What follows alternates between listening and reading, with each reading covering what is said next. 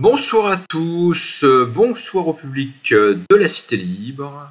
Ce soir, je propose la lecture d'un texte qui relève, je pense, plutôt du domaine de la sociologie du travail.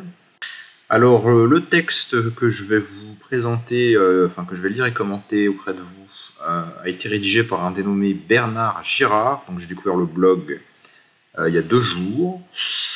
D'après sa fiche auteur sur Babelio, Monsieur Girard est un docteur en philosophie de formation initiale, ensuite il a été consultant, ensuite il a fait une carrière dans l'ingénierie, puis dans le management d'entreprise, et il est l'auteur de plusieurs ouvrages qui s'apparentent à des essais, donc c'est pas un chercheur professionnel. Cependant, je considère que le texte qu'il a rédigé, on pourrait dire que ça part probablement partie de son expérience professionnelle, mais on sent qu'il a des lectures derrière, qu'il a quand même des capacités d'analyse du monde du travail qui sont largement supérieures à la moyenne. Donc moi, je vais plutôt considérer que ça nous amène vers le domaine de la sociologie du travail.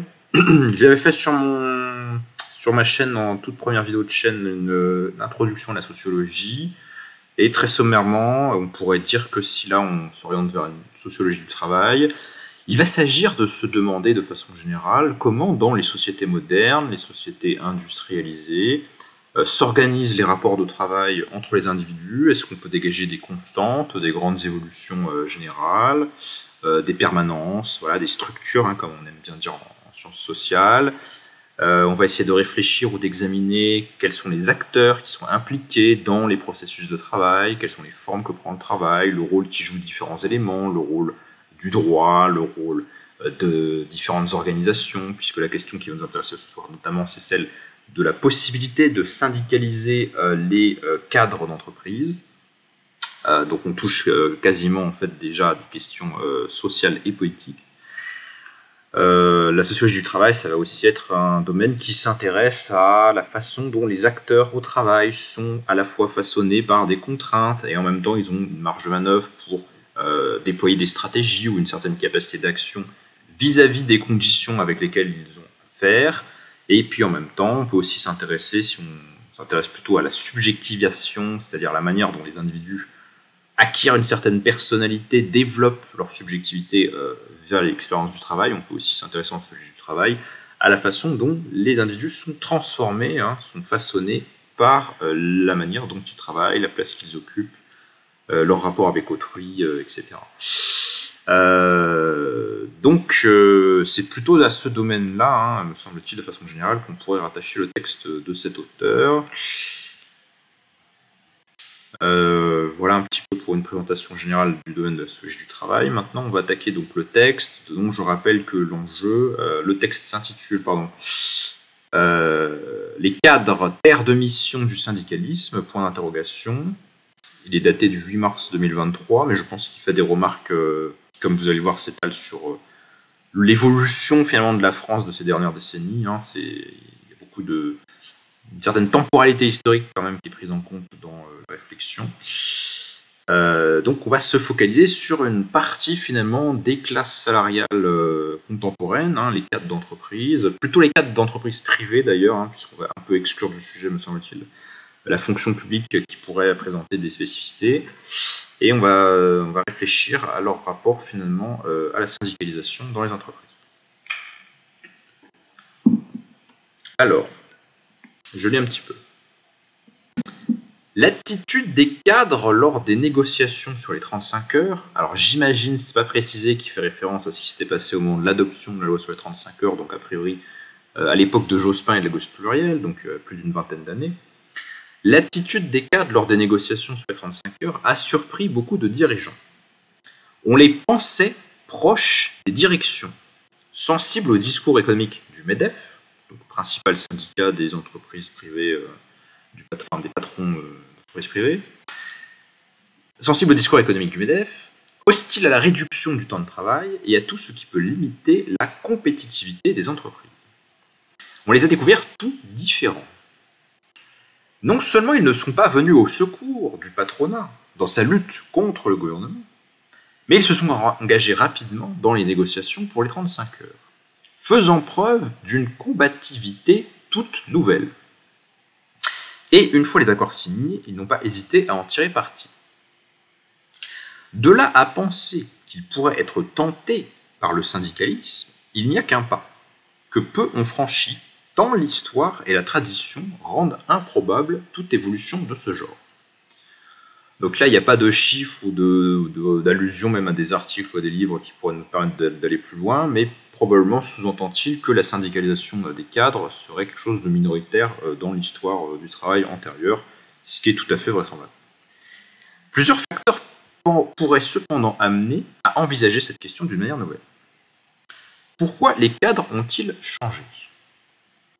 On a souvent expliqué l'attitude inattendue des cadres par un changement culturel. Les nouvelles générations seraient plus attachées que les précédentes à la qualité de la vie. Donc, un nouveau souci de la qualité de la vie qui serait le motif expliquant la résistance au fait de travailler aussi longtemps qu'auparavant et donc le soutien à la loi de réduction du travail à 35 heures hebdomadaires. On a également avancé la féminisation croissante de la fonction, qui pourrait avoir des liens avec le souci de la qualité de la vie, cela dit. Là, on pourrait aussi interroger les valeurs des individus et leur rapport finalement au travail. Donc, féminisation croissante de la fonction, 2 points. De plus fortes contraintes privées rendraient les femmes plus sensibles aux avantages d'une durée de travail plus courte. Donc, contraintes différenciées de gestion des enfants, de la maison, du travail domestique pour les femmes, féminisation du domaine des cadres, donc influence sur l'ensemble du groupe cadre qui va avoir une plus forte résistance au fait de travailler plus longtemps, ou en tout cas sans y gagner plus. On a suggéré encore, donc explication supplémentaire possible, de pourquoi est-ce qu'ils ont été favorables aux 35 heures, le désir de vengeance de collaborateurs qui n'auraient pas accepté les licenciements lors des restructurations et la rupture du contrat implicite qui liait traditionnellement les cadres à l'entreprise. Promesse d'une carrière, de promotion sociale. Donc cette troisième explication, ce serait finalement une vulnérabilité sociale accrue des cadres, ils seraient moins indispensables, ils seraient plus licenciables, ils auraient moins la sensation que leurs entreprises vont leur permettre dans le futur d'avoir une meilleure situation et donc d'accepter des sacrifices en conséquence. Ça, ce serait la situation finalement au moment de la loi sur les 35 heures, donc deuxième moitié ou des années 90, me semble-t-il.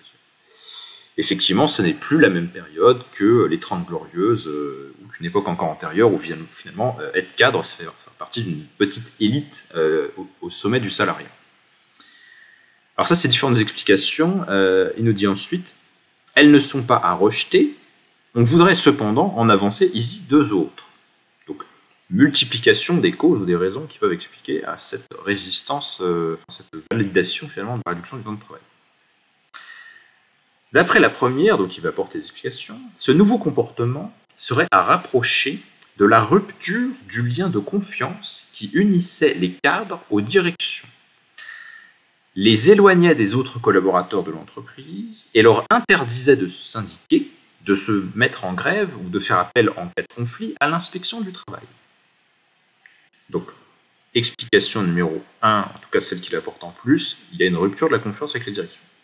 Et deuxième élément, ça tiendrait à une évolution de leur mission qui les rapprocherait des autres salariés. Donc, le lien direction-cadre se serait affaibli et la fonction cadre se dédifférencierait, elle serait de plus en plus similaire finalement au reste du personnel. Alors pourquoi ? La rupture du lien de confiance qui unissait jusqu'à la fin des années 70 les cadres aux directions est à rapprocher des bouleversements qu'ont connus les entreprises ces 20 dernières années. Elle est liée à l'éloignement des centres de décision que l'on observe dans tous les groupes internationaux. Donc, éloignement des centres de direction, bah oui, parce que quand on arrive à la fin des 30 Glorieuses, les années 80, les années Reagan-Thatcher à l'échelle internationale, les années Mitterrand en France, c'est l'entrée, enfin en tout cas une nouvelle phase d'entrée dans la mondialisation, des restructurations, des entreprises qui deviennent davantage transnationales et donc finalement peut-être des centres de décision qui peuvent ne plus être à des échelles aussi locales qu'avant, voire même à l'échelle d'un pays. Donc les cadres finalement devraient s'éloignent de leur direction, mais je dirais qu'ils s'éloignent ne serait-ce que physiquement parlant, c'est-à-dire géographiquement, les lieux de pouvoir se seraient déplacés. Les managers des filiales ne sont plus associés aux décisions, mais simplement à leur mise en œuvre. On leur demande d'appliquer des mesures prises par d'autres, qu'ils ne comprennent pas toujours, qui leur paraissent parfois dangereuses, voire absurdes. Malgré le développement des techniques de management participatif, jamais les décisions des directions générales n'ont suscité autant de scepticisme dans le management intermédiaire. Donc, la concentration des entreprises, leur transnationalisation, la nouvelle répartition des lieux de pouvoir, la nouvelle structure interne des relations fait que finalement les décisions seraient beaucoup plus prises par une élite resserrée au sein des entreprises et finalement les cadres intermédiaires n'ont plus de capacité à peser dans les décisions, ils sont seulement là pour les appliquer. La complexité des organigrammes, le brouillage de la structure hiérarchique dans les entreprises qui ont choisi des organisations de type matriciel n'ont fait qu'aggraver ce doute. Le manager est constamment confronté à des divergences de vues, des incompréhensions, des conflits entre ses différents interlocuteurs. Il ne sait qui croire ni au sens propre ou donner de la tête. Mais de manière plus profonde, le véritable fossé qui sépare aujourd'hui les dirigeants du management dans les entreprises les plus importantes, donc probablement plutôt des entreprises de taille nationale, voire internationale, est une des conséquences directes de la révolution financière qu'a vécue ces 15 dernières années le capitalisme. Donc là, je pense que tu parles vraiment de la dernière moitié du XXe siècle, les années 80-2020. À ses débuts, cette révolution était souvent présentée comme une révolte des actionnaires contre le management. On trouve cette déclaration dans les premiers Raiders qui reprenaient des entreprises pour les vendre par appartement. J'imagine par secteur, on a dû casser probablement des grands groupes pour faire de la sous-traitance et pour pousser les entreprises à se resserrer sur leur cœur d'activité. Et donc pour ça, il a fallu lutter contre la technostructure, comme on disait à l'époque, donc une partie effectivement des cadres des grands groupes. Alors là, on a un homme d'affaires dans ce journal économique, là, un dénommé Karl Icahn, qui nous dit que finalement les propriétaires d'entreprises, ceux qui détiennent l'argent, seraient un petit peu des paysans exploités par des mercenaires qui seraient justement ces cadres d'entreprise. Et qu'il faudrait se débarrasser d'eux. Ces propos ont aujourd'hui disparu des discours publics, mais on les devine implicites dans beaucoup de déclarations sur la valeur pour l'actionnaire. On mesure mieux cette opposition lorsqu'on relit les thèses sur le pouvoir des managers qui firent le succès de Kenneth Galbraith au début des années 60. Galbraith, c'est un économiste américain d'obédience keynésienne plutôt, on va dire de gauche réformiste. Les dirigeants, expliquait-il alors, n'utilisent pas leur pouvoir pour maximiser les profits, mais pour servir les intérêts ou les objectifs plus profonds de la technostructure. Donc selon les thèses de Kenneth, il y aurait une phase à l'époque du compromis fordiste des 30 Glorieuses où finalement les managers avaient une certaine marge d'autonomie importante parce qu'ils jouaient un rôle de relais entre les intérêts finalement de l'ensemble du salariat et des propriétaires. Et puis ils avaient des compétences rares qui faisaient qu'ils avaient vraiment une capacité de décision. On ne pouvait pas vraiment décider, planifier, faire des investissements à long terme sans avoir leur avis et leur soutien. Donc ils avaient une capacité de négociation pour peser finalement dans la décision au sein des entreprises. Intérêts et objectifs qui n'étaient certainement pas ceux des actionnaires qui, comme en témoignent les cours de la bourse pendant toute cette période. De 1966 à 1982, le Dow Jones, donc qui est un indice boursier américain, a perdu 72% de sa valeur en dollars constants, soit pratiquement autant, quoique sur une période beaucoup plus longue, qu'entre 1929 et 1932, les années de la grande crise du capitalisme américain. On comprend mieux dans ce contexte que les bourses aient tant applaudi les dégraissages massifs. Toute annonce de licenciement était vécue par les marchés comme une victoire des actionnaires sur le management. Donc finalement, des entreprises qui ne rapportent pas assez, des entreprises qui sont jugées pas assez efficaces, et donc on va procéder à des vagues de licenciements dans les années 80. Cette révolution financière a donné lieu aux restructurations du début des années 80 dont on a tant parlé, même si elles n'ont en définitive touché que quelques grands conglomérats, le plus souvent américains. Mais elle a aussi, on a envie de dire surtout, entraîné une modification des politiques des rémunérations. Kenneth Galbraith assuraient que l'augmentation de leur rémunération n'était pas le premier objectif des managers. Les directeurs, écrit-il, ne remuent pas ciel et terre pour assurer leur propre rémunération. Si c'était vrai dans le monde qu'il décrivait, ce ne l'est certainement plus depuis que les raiders et théoriciens de l'agence ont montré aux actionnaires, seuls propriétaires de l'entreprise, comment inciter le haut management à mettre les cours de la bourse au centre de leurs préoccupations. Donc ce qu'il nous dit là, c'est qu'en fait on aurait deux époques du fonctionnement des cadres des grandes entreprises. Il y aurait une période qui serait plutôt celle des 30 Glorieuses, où pour les raisons que j'ai indiquées, mais il faudrait faire des développements plus amont, finalement il y avait une certaine marge de manœuvre pour les cadres, et ils avaient des préoccupations qui ne tenaient pas forcément à leur rémunération personnelle.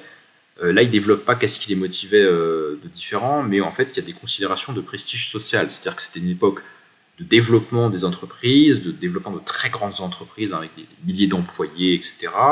Et qui avaient vraiment des moyens d'action sur le réel très importants, de construction, planification, et finalement, pour les managers, pour les ingénieurs, pour voilà, les cadres supérieurs de ces entreprises, ce qui pouvait être une source de satisfaction au travail et de loyauté à l'entreprise, c'était pas forcément leur salaire brut, mais ça pouvait être la place relative qu'ils occupaient dans la hiérarchie de l'entreprise, qui était souvent très structurée, très centralisée, très top-down. Et finalement, le but, on le voit d'ailleurs à travers le cinéma de l'époque, et certaines publicités aussi de l'époque des 30 Glorieuses, le but c'est d'être le directeur ou le directeur de département, etc., qui a le plus grand bureau, la plus grande équipe, qui travaille sur les projets les plus importants, et tout le monde veut être celui qui dit « Haha, c'est moi qui ai décroché tel contrat, on va faire tel truc, ça va être incroyable, ninana ». Donc il y avait un enjeu finalement qui allait vers le symbolique et pas vers simplement la pure rémunération financière. Alors donc, pour casser finalement cette éthique, on pourrait dire, comment appeler ça, cette éthique cette éthique de la réalisation, quoi, cette éthique d'être un faiseur, quoi, celui qui va transformer le réel. Et pour reprendre un petit peu le pouvoir sur l'indépendance qu'avaient pu acquérir les cadres d'entreprise, ce qu'il nous dit, c'est que dans les années 80, les actionnaires vont finalement acheter la collaboration beaucoup plus scrupuleuse des cadres d'entreprise à la maximisation du profit capitalistique, en faisant entrer finalement des considérations ça va être tout ce qui va être développement des stock options et rémunération indexée sur le capital. Donc finalement, vous aurez des bonus, vous aurez plus d'argent individuellement et pas votre équipe ou vos collaborateurs, si l'entreprise a fait tel ou tel objectif en termes de profit. Voilà, donc on a une tentative de changer finalement les valeurs et les préoccupations des cadres dirigeants pour que leurs intérêts s'alignent finalement sur ce que Frédéric Lordon a appelé le désir maître, le désir du capital, de maximiser la valeur boursière des entreprises, quitte à virer du personnel.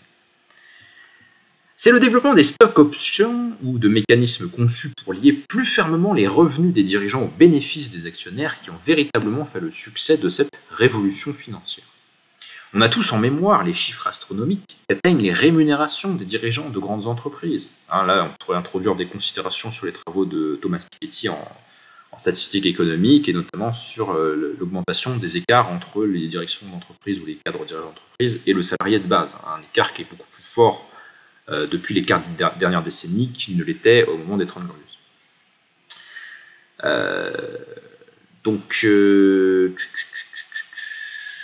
À l'inverse de ce qui est parfois dit, ces rémunérations n'ont rien d'irrationnel, donc c'est pas juste quelque chose qui n'a aucun sens, elles ont une explication, elles ne sont que le prix à payer pour que les dirigeants des entreprises cotées donnent la priorité aux décisions qui satisfont le mieux les actionnaires. Donc il faut faire du fric, beaucoup, tout de suite, et finalement toutes les considérations d'investissement et de projet à long terme vont passer au second plan, il faut que ça rapporte. Les hausses constantes de la bourse montrent que ces politiques ont été de ce point de vue efficaces. Ces rémunérations ne concernent cependant qu'une toute petite frange de managers, les membres du comité exécutif. Le reste du management n'est pas concerné. Donc il y aurait une scission qui se serait faite finalement au sein de l'élite managériale des entreprises. De fait, les revenus des cadres n'ont progressé ces dernières années que très lentement, au rythme classique des promotions et des augmentations individuelles ou générales. Ce fossé qui sépare les dirigeants pieds et poings liés aux actionnaires des autres cadres peut être discret, invisible, surtout en France, où on n'a pas l'habitude d'afficher ses revenus. Mais ce n'est pas le cas. Les gens savent quand même qu'il y a finalement il y a deux camps. Il y a ceux qui sont proches finalement du centre du pouvoir et des propriétaires d'entreprise, et puis il y a les cadres intermédiaires, schématiquement. Le recours systématique à des consultants extérieurs, chaque fois qu'il s'agit de prendre des décisions qui engagent l'entreprise sur le long terme, le rôle joué dans toutes les opérations de restructuration par les grands cabinets de conseil, rappelle chaque jour aux cadres qu'on ne leur fait plus complètement confiance. Et oui, parce que finalement, ils pourraient avoir des doutes au moment de prendre des décisions douloureuses, au service, n'est-ce pas, de la compétitivité, donc finalement, on ne va pas trop les consulter et on va confier les audits de ce qu'on a besoin de faire en termes d'équipe à des organismes extérieurs qui seront payés pour ça. Donc sous-traitance, un développement de la sous-traitance à des organismes externes à l'entreprise, mise en concurrence des services, surveillance finalement des cadres intermédiaires qui sont jugés pas forcément indispensables et pas forcément assez coopératifs. Plus que la compétence de leurs consultants, c'est leur capacité à mener des projets de restructuration que le management refuserait de mener à bien qui intéresse les directions. Et oui, il pourrait avoir des doutes, parce que le licenciement est une épreuve cruelle. L'hostilité que rencontrent les interventions des grands cabinets de conseil dans les grandes entreprises est un signe qui ne trompe pas. C'est-à-dire que même si cette distinction sur qui est proche du pouvoir et qui ne l'est pas n'est pas forcément rendue visible par un étalage des revenus dans la société française, qui a un rapport différent à l'argent de ce que peut être la culture d'affaires anglo-saxonne, eh bien, on sait quand même qui est associé aux décisions stratégiques et qui ne l'est pas. Donc, il y a une dépossession des managers d'une partie de leur pouvoir. Cette révolution financière s'est doublée d'une transformation des pratiques managériales.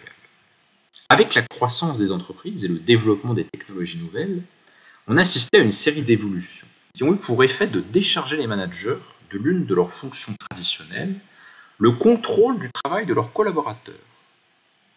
Et oui, parce qu'à la base, un cadre, c'est quelqu'un qui encadre, c'est du salariat d'encadrement, comme on dit. Typiquement, c'est la figure de l'ingénieur qui s'est beaucoup développée durant l'entre-deux-guerres. On crée des ingénieurs dans les usines, et ils vont organiser le travail. Il faut qu'ils aient finalement une mentalité de dirigeant, de chef, vis-à-vis des équipes, vis-à-vis...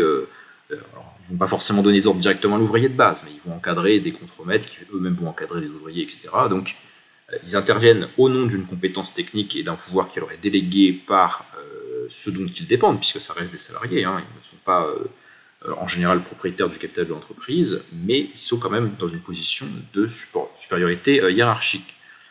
Or, cette supériorité tend à s'effilocher parce que le contenu de leur travail tend à être moins une tâche de contrôle qu'auparavant et plus une tâche de spécialisation dans une activité qui demande des connaissances techniques. Alors, quels sont les mécanismes de cette transformation du rapport entre les cadres et les autres salariés ? La professionnalisation de la fonction ressources humaines, un terme dont on connaît bien la teneur terrifiante, a centralisé des tâches jusqu'alors confiées au management. Recrutement, formation, distribution des primes, suivi budgétaire.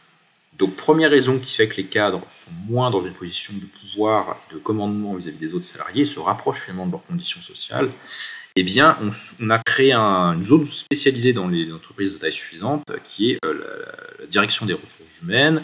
Et c'est elle, en fait, qui chapeaute les carrières, les recrutements, etc. Et donc, c'est moins le rôle de tel ou tel chef d'équipe ou de secteur, comme ça pouvait être le cas auparavant. Finalement, on a spécialisé les activités de gestion des profils à une certaine partie de l'entreprise. Autre facteur, l'utilisation d'outils de gestion du temps a en pratique déchargé le management de proximité du premier des contrôles, celui de la présence et de l'absence. Donc on mesure plus facilement qui est là, à quelle heure, notamment peut-être avec l'informatique, qui permet de savoir quand est-ce que vous avez mis votre ordi pour travailler ou que sais-je. Moins besoin de surveiller qui fait quoi. Des relations plus étroites avec les clients ont dans de nombreux métiers transféré le contrôle du travail des salariés aux consommateurs.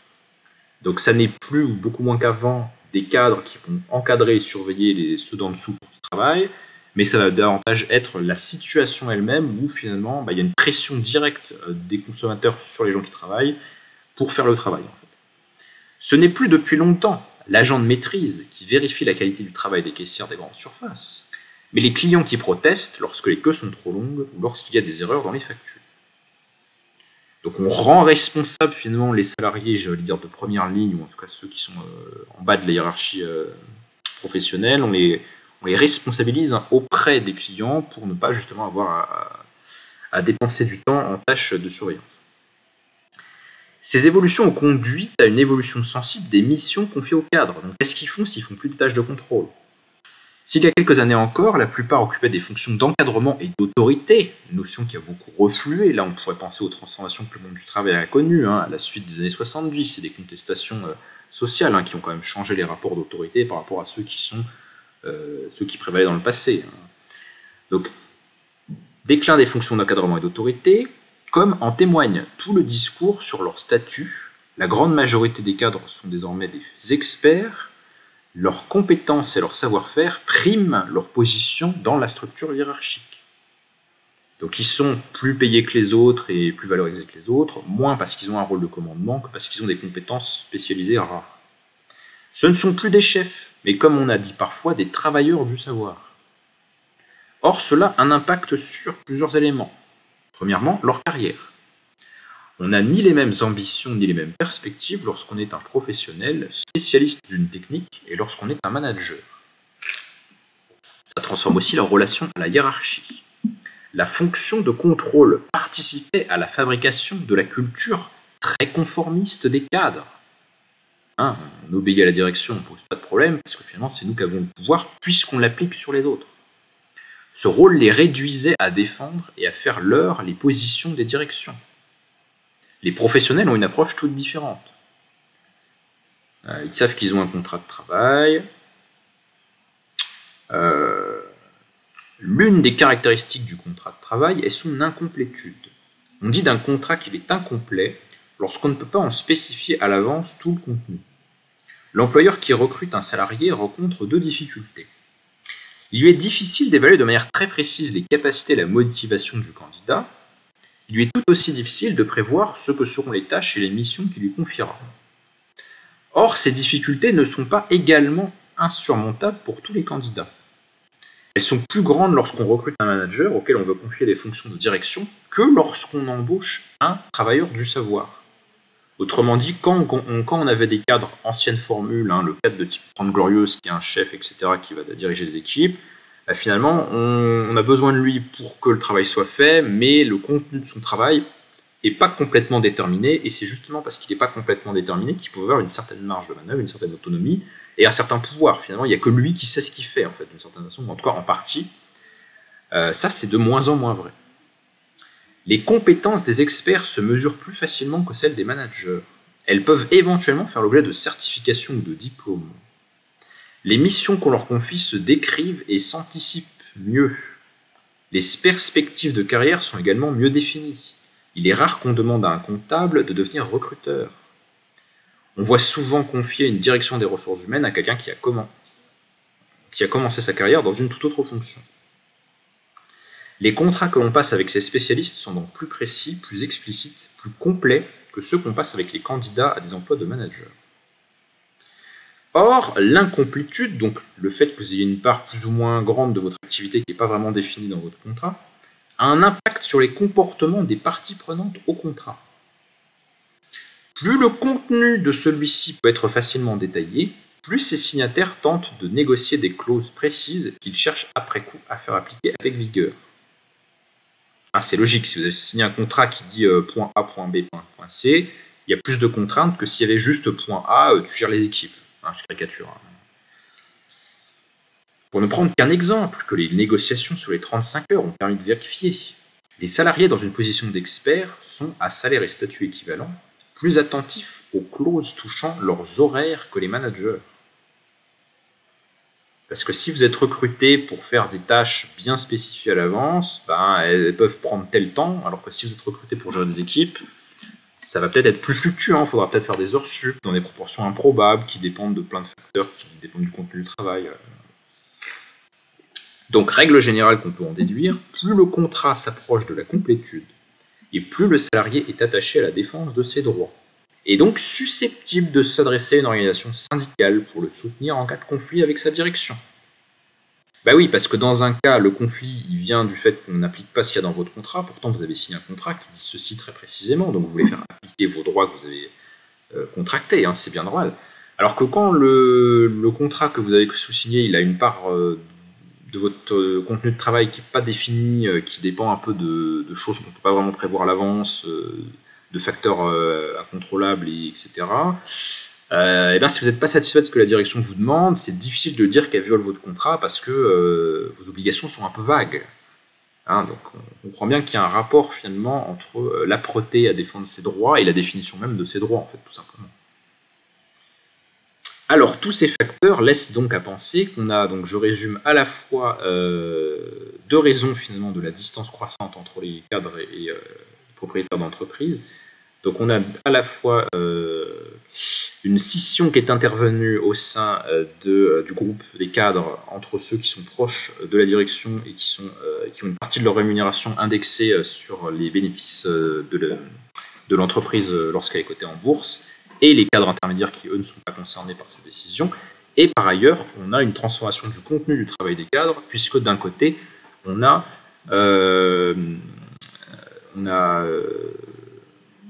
avait des cadres qui étaient davantage des managers ou des dirigeants en position d'autorité, et qui le sont de moins en moins, puisqu'ils exercent de plus en plus des fonctions spécialisées, techniques, susceptibles d'être définies et reconnues par des diplômes, et donc susceptibles de faire l'objet d'une lutte contre les intérêts de la direction lorsque ce qu'ils ont signé n'est pas appliqué. Donc tout ça pourrait justement amener à la question de savoir si ce relâchement des liens entre le salariat d'encadrement et la direction d'entreprise et les propriétaires d'entreprise pourrait amener une partie des cadres à des positions de combativité plus élevées en matière sociale et donc de syndicalisation. Donc, Bernard Girard liste désormais plusieurs motifs pour lesquels les cadres pourraient s'adresser à un syndicat. Donc ils pourraient vouloir préserver leurs avantages acquis dans des environnements dans lesquels ils sont moins protégés, voire contestés. On a parlé de la question des licenciements précédemment. Ils pourraient s'en rapprocher pour rechercher des informations sur les choix de l'entreprise qu'on leur donne plus spontanément, puisqu'on a vu qu'ils étaient de plus en plus excentrés des positions de pouvoir, en tout cas pour une partie d'entre eux. Ils sont mis à distance des directions qui ne leur donnent pas des informations et qui se méfient d'eux. Ils pourraient vouloir aussi défendre leurs droits, comme on l'a dit, puisqu'ils sont de mieux en mieux définis. Mais il ne suffit pas d'avoir de bons motifs de se syndiquer pour se syndiquer effectivement. Il faut également en avoir envie. Les cadres jusqu'à présent ont montré de fortes réticences à tout engagement de ce type. Leur position hiérarchique, la nature des relations qu'ils entretenaient avec les directions générales, le rôle qui jouait la confiance s'y opposait. On a vu que ces barrières ont perdu de leur force. Leur profil de carrière jouait également contre l'action syndicale. Qui souhaite recevoir une promotion ne prend pas le risque de compromettre ses chances en allant rejoindre les rangs de ceux qui critiquent la direction. Mais là encore, les évolutions récentes des entreprises pourraient modifier la donne. Il suffirait que l'accès au conseil d'administration se fasse plus rapidement par la voie syndicale que par la voie classique, pour que des cadres rationnels choisissent ce moyen d'arriver rapidement tout en haut de l'organisation. Alors là, c'est un exemple de syndicalisation dont le motif finalement serait un petit peu de l'ordre des motivations que j'ai décrites précédemment pour le cadre qui a envie de faire, finalement, qui a envie de comprendre à quoi sert son activité dans l'entreprise, à quel projet il s'agit de participer, de s'engager. S'il a des motivations finalement qui sont extra-financières, voilà, qui se résument pas finalement à de simples considérations financières, et bien pour faire partie du pouvoir en place, quoi, de ceux qui vont décider comment ça se passe, ça pourrait peut-être être intéressant de passer par la voie syndicale si les autres routes sont barrées. La question risque de se poser demain dans toutes les organisations multinationales. On sait qu'aujourd'hui, leurs dirigeants sont de même nationalité que les dirigeants américains. Alors, les dirigeants des entreprises sont les mêmes que les dirigeants des entreprises multinationales, américains dans les multinationales américaines, allemands dans les multinationales allemandes, français dans les multinationales françaises. C'est une barrière inédite à leur carrière, donc la carrière des cadres de chaque pays particulier où ils ne se trouvent pas être de la nationalité de la maison mère, etc. C'est une barrière inédite à leur carrière qui peut conduire les plus ambitieux à chercher d'autres moyens de prendre du pouvoir. Avoir de bons motifs de s'engager est une chose, encore faut-il que les organisations syndicales soient capables d'offrir aux cadres des institutions qui leur conviennent, de porter leurs discours et de défendre leurs intérêts. Il n'est pas sûr que ce soit aujourd'hui le cas. Donc jusqu'à présent, on a étudié toutes les transformations qui amènent finalement à une nouvelle structure des incitations, une nouvelle structure des possibles, des choix qui seraient possibles de faire et des choix qui seraient intéressants de faire par rapport aux autres. Finalement, tout ça nous mène sur l'idée que on a des conditions favorables qui se sont mises en place depuis la révolution néolibérale des années 80 en faveur finalement d'une plus grande contestation des cadres d'entreprise, mais c'est pas pour autant qu'ils vont effectivement se syndiquer. Il pourrait y avoir des blocages qui empêchent l'actualisation de cette syndicalisation et qui seraient à chercher du côté de l'attitude des syndicats. Alors, qu'est-ce qui permet de douter qu'il va vraiment y avoir un mouvement de syndicalisation des cadres d'entreprise ? Donc la première barrière est l'extrême faiblesse du syndicalisme dans tous les pays développés et notamment en France. Faiblesse encore plus marquée dans les populations de cadres, pour toutes les raisons qu'on a dites. Ils n'avaient pas besoin de protester pour les raisons qu'on a dites précédemment. Le second est certainement le périmètre d'intervention des organisations syndicales. Telles qu'elles sont aujourd'hui organisées, elles sont mal armées pour intervenir dans des organisations internationales, alors même que l'une des attentes majeures des cadres pourrait être de les soutenir dans le nouvel environnement que celles-ci construisent. Donc probablement que les organisations syndicales sont développées sur des échelons locaux ou nationaux et donc peut-être plus mal à l'aise pour avoir des informations stratégiques sur le fonctionnement d'une entreprise internationale. C'est bien évident, il faut se dire que les organisations syndicales, elles travaillent avec des ressources qui sont limitées, elles ont peu de personnel permanent, ça va être difficile pour elles d'avoir des infos stratégiques ou des choses, des ressources de façon générale qui pourraient intéresser le groupe des cadres pour qu'ils se rapprochent de ces derniers. Le troisième barrière, c'est l'inadaptation des discours actuels du syndicalisme aux préoccupations des cadres. C'est ce dernier point que nous allons maintenant développer. Le syndicalisme a pour l'essentiel maintenu ses positions dans le service public, dans l'administration, dans des activités monopolistiques financées par la collectivité. Du fait de ces positions de monopole, les salariés sont en position de force. Lorsqu'on peut arrêter toute l'activité économique de la région parisienne en cessant de conduire train et métro, il est facile d'obtenir gain de cause, surtout lorsque c'est la collectivité qui paie. Qui ira sanctionner la RATP ou la SNCF parce que leur déficit s'est un peu creusé à la suite d'un mouvement social. Les stratégies de tension permanente qu'entraîne ce type de rapport de force ne peuvent évidemment convenir aux salariés du secteur concurrentiel qui savent que des grèves à répétition se traduiraient rapidement par la destruction de leur emploi. Donc là, on a une explication relativement évidente du différentiel de syndicalisation et de grève entre les entreprises publiques et les entreprises privées. Les entreprises publiques, dans le pire des cas, les mouvements sociaux vont creuser le déficit, mais comme il est postulé qu'elles assurent des fonctions essentielles à la collectivité, elles vont s'en remettre, ou elles seront enflouées par l'État normalement, tandis que les entreprises privées, finalement, elles n'ont pas cette sécurité, et donc elles ne peuvent pas se permettre des mouvements sociaux à répétition sous peine de la faillite.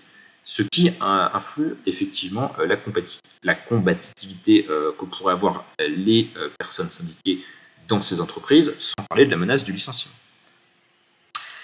Pour ce qui est des cadres, les choses se compliquent de ce qu'ils ne peuvent entrer massivement en syndicalisme que si celui-ci leur propose des stratégies qui préservent leur avenir et donc celui de l'entreprise qui les emploie. Et là, on va assister à un véritable clivage entre l'intérêt finalement des couches du salariat d'encadrement et le reste des couches prolétariennes. Ce n'est pas qu'ils soient plus sensibles à la raison, entre guillemets, que d'autres, mais du fait de leur position et des missions qu'on leur confie, ils investissent plus que la moyenne des salariés dans des compétences spécifiques à l'entreprise qui n'ont guère de valeur à l'extérieur. Cela tient au fonctionnement des entreprises. On a réalisé des études d'organisation dans les usines, on a décrit dans le détail les postes de travail des caissières des supermarchés, des téléacteurs ou des spécialistes de la maintenance informatique, mais on n'a rien fait de pareil pour les cadres. Souvent même, on leur laisse assez de liberté pour définir eux-mêmes leur mission.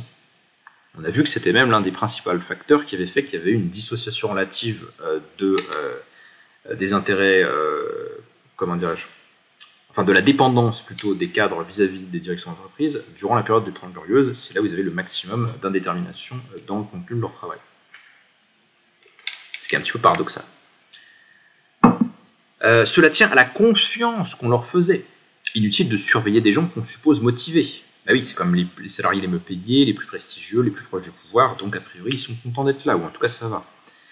Au peu d'automatisation de leurs fonctions, les premiers outils datent de l'arrivée de la micro-informatique, la difficulté de rationner la plupart de leurs tâches, des milliers de livres ont été écrits sur l'art de la réunion, on ne voit pas qu'ils aient servi à grand chose, donc on ne peut pas trop définir un protocole à suivre pour que les cadres travaillent mieux, parce que finalement c'est peu standardisable comme activité. Pour tous ces motifs, les cadres sont de tous les salariés ceux dont les compétences et les savoir-faire sont les plus menacés par la disparition de l'entreprise qui les emploie. Ce sont donc eux qui ont le plus intérêt à ce qu'elle reste compétitive. Alors je nuancerai quand même un petit peu cet argument parce que si c'était totalement vrai, le taux de chômage des cadres devrait être bien supérieur à ceux des employés de base et du coup ils devraient vraiment se battre bec et ongle pour que leur entreprise survive. En fait, c'est pas du tout eux qui sont le plus concernés par le taux de chômage. Mais néanmoins, en termes d'employabilité, effectivement, si vous avez acquis des savoirs très spécialisés sur, je sais pas moi, la direction d'un type d'entreprise de la fonderie, je dis n'importe quoi, et ben effectivement, si l'entreprise ferme, vos compétences sont tellement spécialisées, tellement rares, que certes elles valent cher sur le marché du travail parce que vous avez peu de compétiteurs, mais ça va aussi être difficile de retrouver un employeur. Donc c'est un peu à double tranchant. Puis en plus, vous êtes quelqu'un d'expérimenté avec une carrière, donc vous allez vouloir, voilà, vous allez vouloir négocier cher si vous êtes réemployé, etc. Donc tout ça pour dire que les cadres d'entreprise sont attachés à leurs entreprises parce qu'ils ont un plus fort intérêt à ce qu'ils continuent d'exercer la fonction qu'ils y occupent dans cette entreprise-là. Donc la compétitivité de leur entreprise leur tient à cœur, non pas simplement parce qu'ils sont pourris ou qu'ils ont le cerveau lavé ou qu'ils sont tous achetés par des stock options ou quoi que ce soit de cet ordre-là, mais c'est aussi parce que très matériellement, ils sont vraiment dépendants finalement de la position qu'ils occupent dans la division du travail. On pourrait d'ailleurs faire l'hypothèse que la plus grande motivation des cadres tient à ce qu'ils ont plus que d'autres investi dans des savoirs spécifiques à l'entreprise. Cet attachement au bon résultat de l'entreprise qui les emploie est d'autant plus élevé qu'ils ont plus de chances de faire une belle carrière dans une entreprise en forte croissance que dans une entreprise qui n'a que des résultats médiocres. C'est ce qui est moins vrai des autres salariés.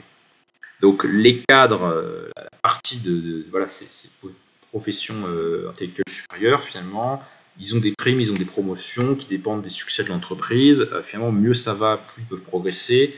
Et ils semblent avoir des perspectives d'évolution de carrière plus intéressantes que d'autres salariés. Donc ça ferait finalement qu'ils auraient un plus grand souci finalement que l'entreprise se développe. Et pas juste de toucher leur salaire à la fin du mois. Une croissance rapide valorise en effet les compétences spécifiques et offre des opportunités de promotion à ceux qui les possèdent. La taille des équipes que l'on dirige grandit. Souvenez-vous de ce que je vous disais tout à l'heure sur les 30 Glorieuses. C'est l'idéal de je serai le chef du plus grand bureau, du plus grand service, je vais faire des projets de dingue, etc. Il y a toute une part de prestige social et d'intérêt au travail qui dépend effectivement de ce qu'on fait. Les projets que l'on mène prennent de l'importance, la reconnaissance du milieu professionnel augmente, etc. Donc être dans une entreprise performante, c'est un facteur finalement qui rejaillit sur l'individu, et ce d'autant plus qu'il est à une position élevée. On pourrait en simplifiant dire que si les employés et les ouvriers ont une préférence pour les positions de monopole qui leur donnent la possibilité de tirer mieux parti des richesses produites, les cadres ont plutôt une préférence pour la croissance et la compétitivité qui leur permet de mieux tirer leur épingle du jeu. Le syndicalisme n'a donc vraiment de chance de se développer dans les populations de cadres que s'il réussit à élaborer un discours économique positif sur son action. Et alors là, c'est effectivement, on voit qu'on a affaire à quelque chose de tout à fait particulier. Parce que très souvent, le discours du syndicalisme, enfin je ne sais pas à quoi vous êtes habitué, mais notamment en France, c'est un discours de contestation, de protection des droits des salariés, de défiance vis-à-vis de la direction, une attitude d'oppositionnel, comme si finalement les intérêts des salariés étaient distincts de ceux de la direction. L'objet social des syndicats qui est défini en droit français, c'est quelque chose du style Un syndicat est une organisation qui veille à la défense des intérêts matériels et moraux de ses membres. Ça sous-entend que s'il y a besoin d'une organisation spécifique ou si la loi autorise une organisation spécifique pour que les travailleurs salariés puissent défendre leurs intérêts, ça voudrait dire qu'ils n'auraient peut-être pas tout à fait le même intérêt que les personnes qui les emploient. Bon, ce qui fera rire évidemment tous les socialistes ou tous les marxistes qui m'écoutent, parce que pour eux c'est plus qu'évident, mais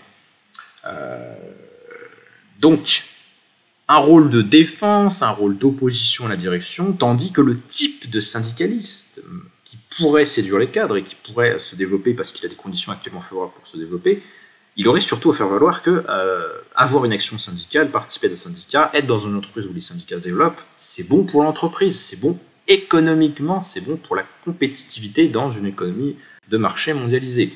Et alors ça, effectivement, c'est un discours qui semble un petit peu inhabituel ou contre-intuitif. D'ailleurs, Bernard Gérard ne se manque pas de noter qu'un tel discours n'existe pas aujourd'hui. Lorsque la littérature économique parle du syndicalisme, c'est presque toujours pour souligner son coût pour l'entreprise, ou, mais ça revient au même, pour sa croissance. Un syndicalisme puissant limite et retarde, explique-t-on, les investissements, et donc indirectement les créations d'emplois. Ce serait un facteur dissuasif d'implantation.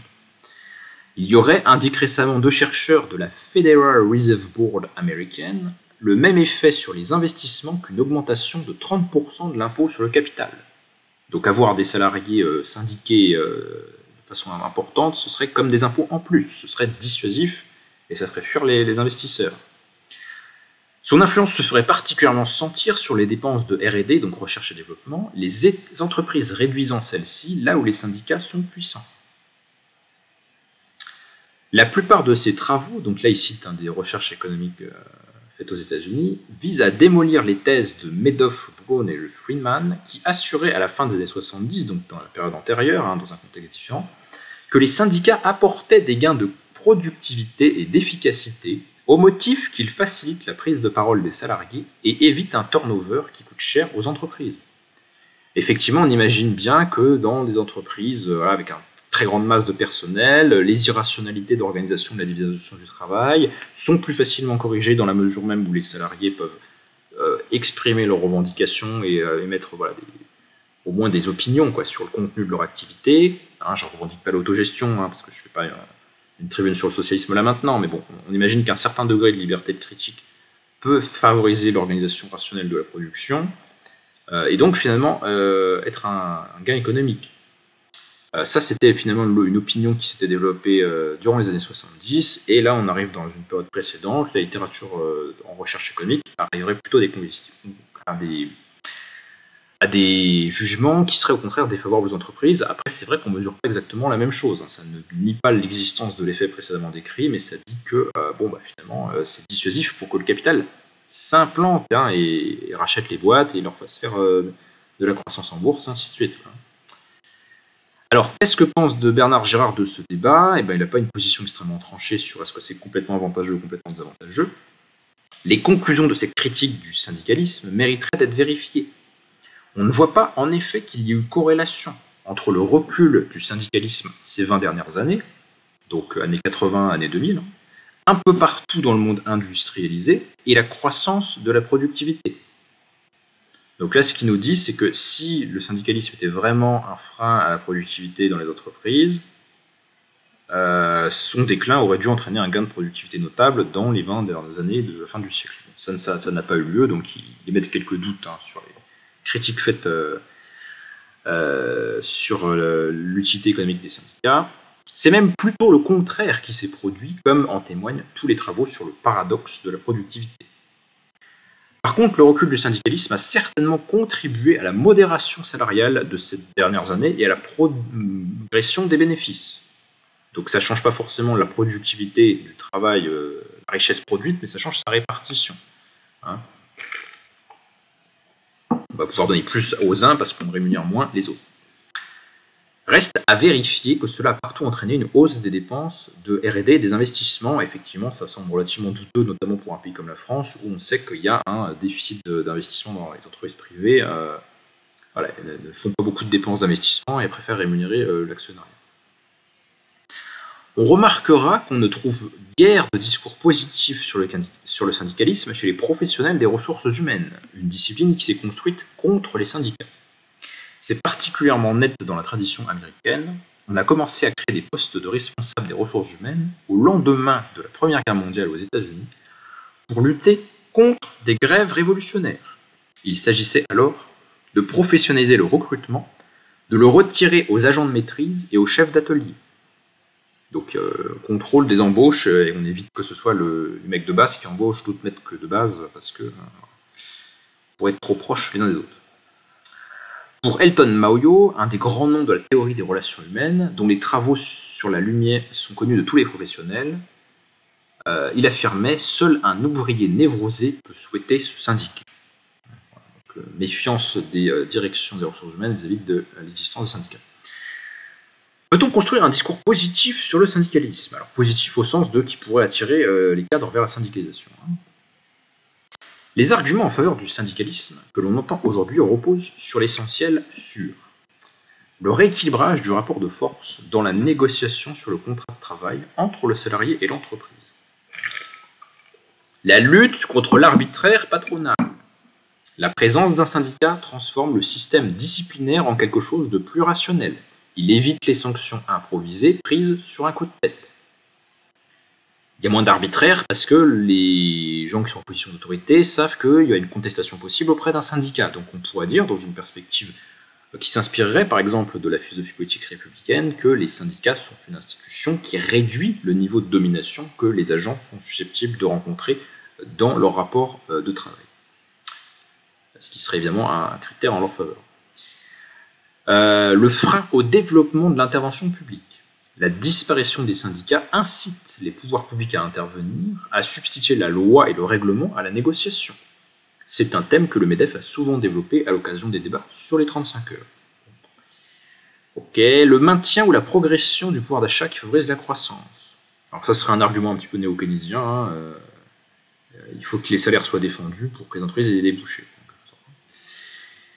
Peut-on construire un discours sur le syndicalisme qui en montre les vertus économiques? Peut-on montrer qu'il est plus utile que néfaste au développement économique et à la croissance? Sans doute, nous dit Bernard Girard. Les critiques du syndicalisme insistent beaucoup sur son impact sur les coûts et sur les barrières au licenciement qu'il introduit. Les syndicats négocient effectivement les salaires et résistent avec plus ou moins de bonheur aux projets de plans sociaux. On peut dire qu'ils réduisent la part des actionnaires et éventuellement celle qui affecterait les investissements ou la recherche et développement. Mais leur rôle ne se limite pas à cela. Ils sont notamment dans le contexte français amenés à intervenir sur bien d'autres sujets que les rémunérations et l'emploi. Ils jouent notamment un rôle déterminant dans les prises de décision, puisqu'il y a certains représentants des syndicats dans les entreprises d'une certaine taille qui font partie des conseils d'administration. On insiste en général sur les freins et barrières qu'ils mettent, on pourrait également mettre en avant les bénéfices du contrôle qu'ils exercent. En effet, l'obligation de soumettre un projet à un comité d'entreprise incite les directions à préparer leurs décisions, les justifier, c'est-à-dire les fonder en raison. C'est un effet que l'on observe régulièrement dans les petites et moyennes entreprises, dans lesquelles se créent des sections syndicales. Les décisions improvisées, prises sur un coup de tête sans réfléchir, ont tendance à diminuer au profit de décisions plus réfléchies. Ben oui, parce qu'il va y avoir une contestation possible, donc il faut faire attention. Ceci permettrait d'expliquer que les entreprises dont le personnel est syndiqué ne sont pas moins performantes que celles qui n'en ont pas.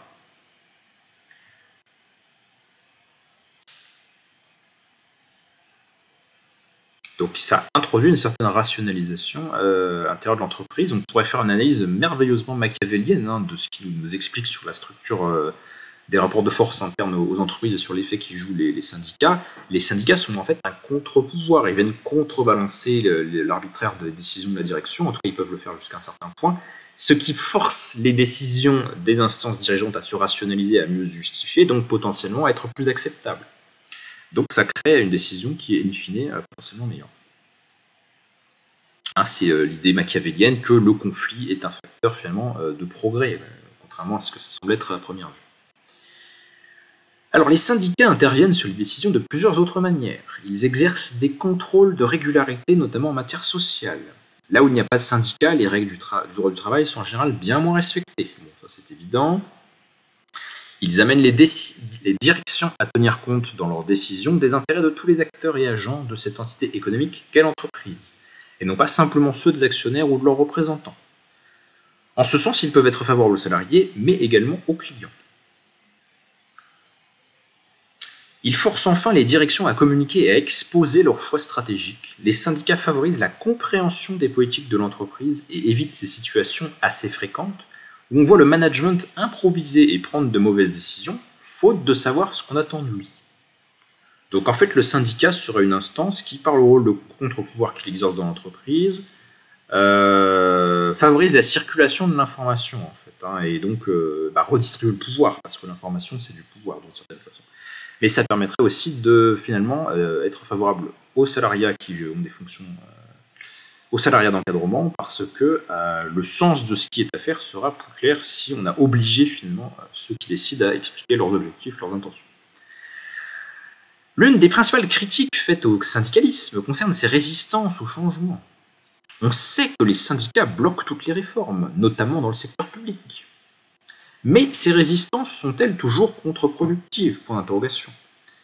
Il y a des cas dans lesquels elles sont plutôt utiles au développement économique, comme lorsqu'elles s'opposent au management par le stress et, de manière plus générale, aux pratiques qui dégradent la productivité plutôt qu'elles ne l'améliorent.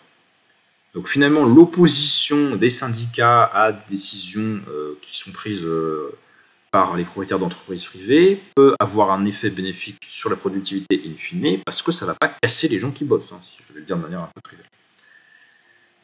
On peut également mettre à leur crédit leur opposition à l'intérim et au travail précaire, à l'externalisation, notamment lorsqu'elle touche au cœur de métier de l'entreprise, aux projets de démembrement des entreprises qui apparaissent lorsqu'une valorisation boursière est inférieure à la valeur cumulée des actifs. Ajoutons enfin qu'ils protègent l'entreprise contre les raiders, en agissant comme une menace. Lorsque les syndicats sont puissants, il est plus difficile de mettre en œuvre des plans sociaux. Tenir un discours positif sur le syndicalisme est donc possible. Reste à vérifier que les syndicats puissent et veuillent le tenir. Cela n'a rien de certain. Il faut bien voir que le projet de rechercher une justification économique du syndicalisme est l'essence même du réformisme qui fait l'objet d'oppositions fortes.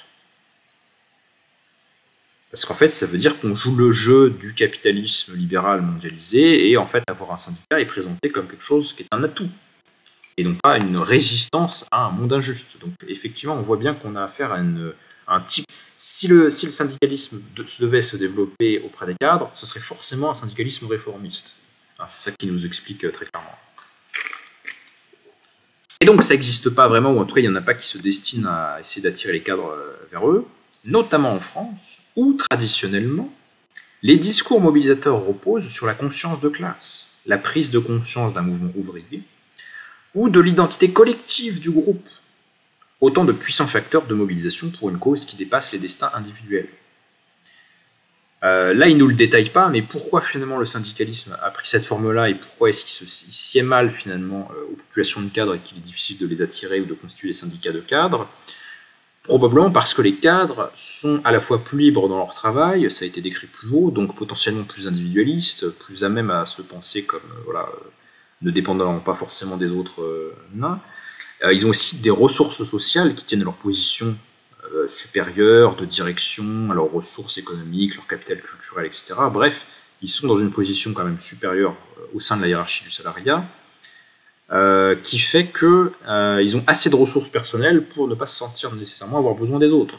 On se regroupe parce qu'on est faible, parce qu'on est menacé, parce qu'on a besoin de faire bloc contre les propriétaires d'entreprise, le travail contre le capital.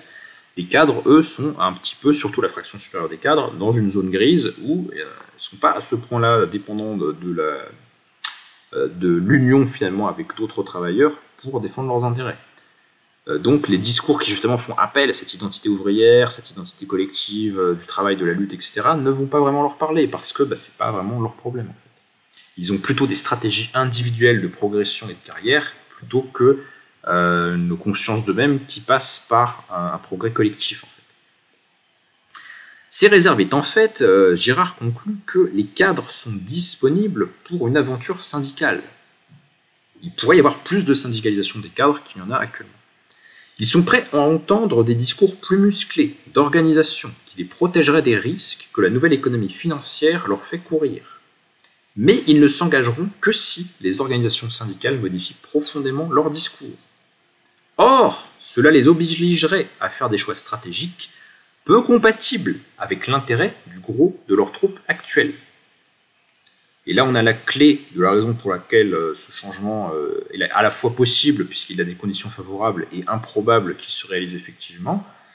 Parce qu'on voit mal, je prends un exemple tranché, mais on voit mal la CGT, par exemple, se mettre à avoir un discours sur à quel point il faut développer un syndicat parce que c'est bon pour réussir dans la mondialisation. Ça semblerait quand même assez incongru.